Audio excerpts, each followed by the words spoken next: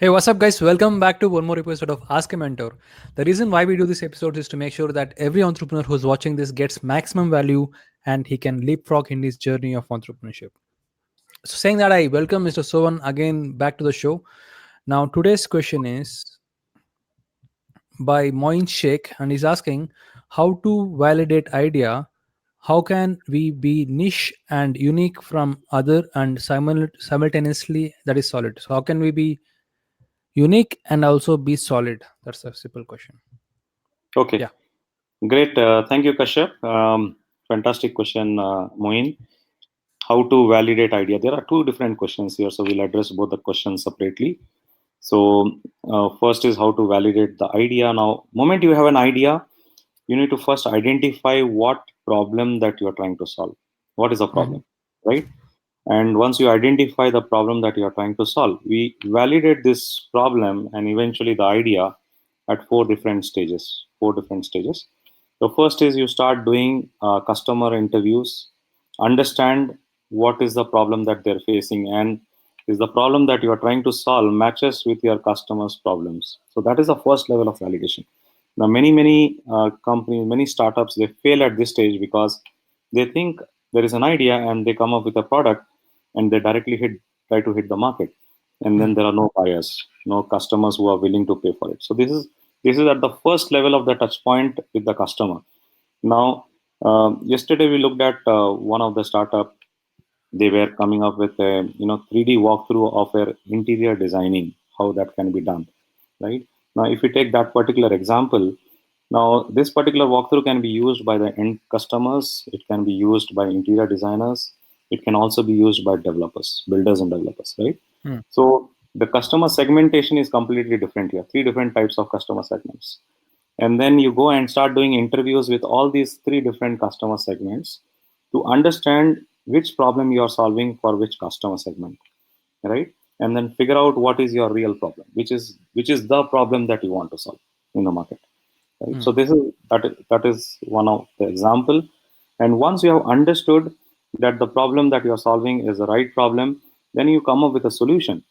And once you have the solution, you again go back to the customer and go and validate whether the solution is actually going to solve the problem. You have not yet created your MVP or the product yet. You are just doing your solution market fit, right? You're Mm. validating whether your solution is actually going to solve the problem. There is no technology involved till now on this. Okay. And then there are the third touch point is when you create an MVP and again go back to your customer segmentation segments and your customers, asking them, are you willing to pay? If this is a product, are you willing to pay for it? Are you Mm. willing to subscribe for it? Right? And once the customer starts showing interest, you understand that, yeah, the problem that I'm solving is the right problem, the solution that I have is the right solution, and the technology that I have used to come up with, a product or a service is something which my customer is willing to pay for it. So you have done three level of validations, and then you come up with the final product and go to the customers and start selling your products and services and start generating revenue. So this is Mm. how you go. Now, typically, in most of the startups, what people do is they reverse the whole process, right? They come up with the product directly and then figure out who is going to pay for my products and service, right? So this is how you validate the idea part. Now, coming to how can we be niche and unique from others and simultaneously that can be really solid. Now, let me take another example. Now, let's say somebody is in the travel industry and they want to come up with a startup or an idea where they want to do a seamless or easy travel booking with respect to domestic travel, international travels, visa, passport, everything, all Mhm. insurance, everything all put together as part of the product and service. Now, this is something which is very, very common, which almost there are so many players who are doing this kind of a business, right? Now, this is in the red ocean, right? Now, how Mm. can you be unique and niche in this? Now, let's say the startup founder says, now let me try to be more unique. Can I? Because in this kind of a product and service, people can have the option of directly going and booking online. So they actually don't need the travel agent to do the seamless service, right? So can I do an adventure trip? Can I come up with an adventure trip? Something which Hmm. is not being offered. Can I come up with a package which will provide them something kind of a jungle safari, Hmm. right? Hmm. Something which can be unique here. So you can always see, if you pick up the right customer segmentation, you'll be able to come up with the most unique and niche within the same field where there are a lot of players, but you are still different than what other players are providing, and you will find a lot of interest from customers who are willing to take that kind of a product service. Right. So So, guys, so what Sohan shared in this episode is all about differentiation. That's one part he's talking about. In the first part, he spoke about how to bring your MVP and how to make it ready to sell. Now, I want to address the second part that it spoke about. Now, how do we, bring that uniqueness in the market?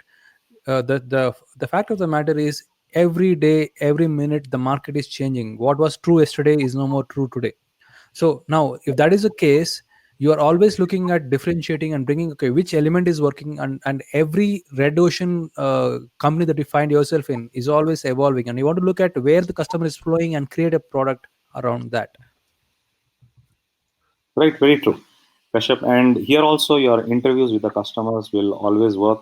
You have to go and talk to your customers, saying that what exactly you're looking for. What are the different things, different flavors that you're looking for in this particular industry or in this particular product or a service. And many times, when you go and talk to your customers, you get a lot of insights, and and your and and, customers. and so on. I think this is the idea. Is basic idea is, it is not only at the initial stage. You have to be always be in touch with the customer, isn't it, so on? Absolutely, always be in touch with the customer, right? Even before the product is hitting the market, you already had three touch points. Now, after the product is on the market, still you go, because you have to disrupt yourself, because otherwise somebody else will disrupt you and come up with a new product and service and completely displace you from the market, right? So Hmm. that is what is required. So brilliant. So my time is up. So thanks so much for your time and insight. Amazing insight. We learned a lot. So guys, now how you see how this is working, right? So if you ask questions, we will be able to share this knowledge with many people so that many people can get benefit. That's the simple intention of doing this. So I want to know what you think about what we discussed in this episode. Please leave a comment below, and we'd like to know what you think about what we discussed today. We want to know what you think on this. So waiting for your comments. And also, if you're watching this on YouTube, please subscribe to our channel, like, comment, and share. Sharing is caring. So until next time, Sovan, thank you so much for joining. Thank you so much, Kashyap. Have a great day. Take care. Right. So you two guys, have fun and take care.